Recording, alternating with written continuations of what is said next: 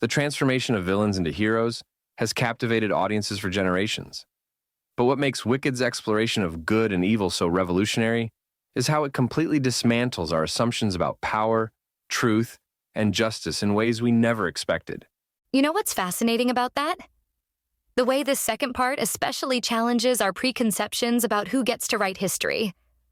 Well, that's exactly what makes Michelle Yeoh's portrayal of Madame Morrible so chilling. She's essentially orchestrating this massive propaganda campaign that feels eerily relevant to our modern media landscape. The way she manipulates public perception reminds me of how social movements can be undermined through strategic messaging.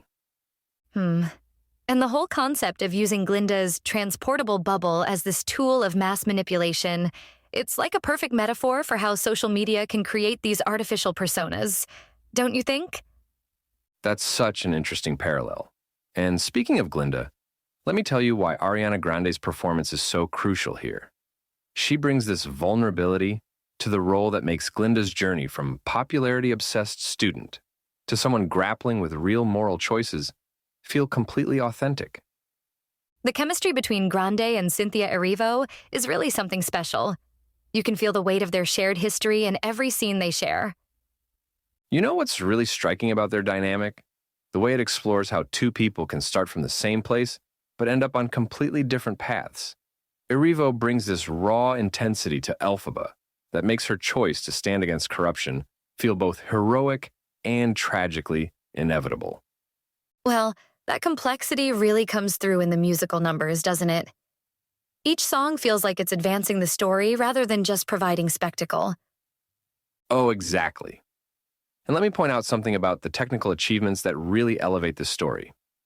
The special effects, particularly in that tornado sequence, aren't just impressive visually. They're serving as this perfect metaphor for how quickly society can be turned upside down by fear and manipulation. And the way they handled the animals in Oz, it's like watching this allegory for marginalized voices come to life through cutting-edge technology. That's such a crucial point, because every element of the production is working to deepen these themes of power and resistance. Even Jeff Goldblum's portrayal of the wizard adds this layer of commentary about how charisma can mask corruption. Speaking of which, the costume design really tells its own story about power dynamics in Oz, doesn't it? Absolutely fascinating how they use those visual elements. Like the way Glinda's increasingly elaborate outfits contrast with Elphaba's practical, darker attire tells us everything about their diverging paths. And when you consider how Marissa Bode's Nesteros fits into this visual language, it's like watching a masterclass in character development through design. The way they tied everything together with the arrival of Dorothy and those iconic shoes, it's brilliant how they made such familiar elements feel completely fresh. You know what makes this work so well as a conclusion? Director John M. Chu has managed to create something that works on multiple levels. It's this spectacular fantasy musical that's also dealing with some really complex ideas about truth, justice, and the nature of evil. The way they balance all these elements while still maintaining that PG rating is pretty remarkable. So, what do you think this says about how we tell stories about good and evil going forward? Well, I think it shows that audiences are ready for more nuanced explorations of morality. The success of this film proves that we can handle stories that challenge our assumptions about who's right and who's wrong, while still delivering the kind of spectacle and emotional satisfaction we expect from big-budget entertainment. It's really changing the game for how we approach these classic tales. That's such a thoughtful way to look at it. This isn't just a conclusion to a beloved story. It's potentially opening doors for how we tell these kinds of stories in the future. And you know what?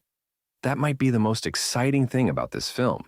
It's showing that you can create something that's both commercially successful and intellectually challenging.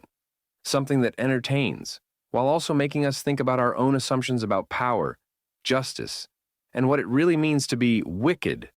And we give it a score of 8 out of 10. You've been listening to Movies First. Available at Apple Podcasts, Spotify, iHeartRadio, or your favourite podcast player. You can also stream on demand at Bytes.com. This has been another quality podcast production from Bytes.com.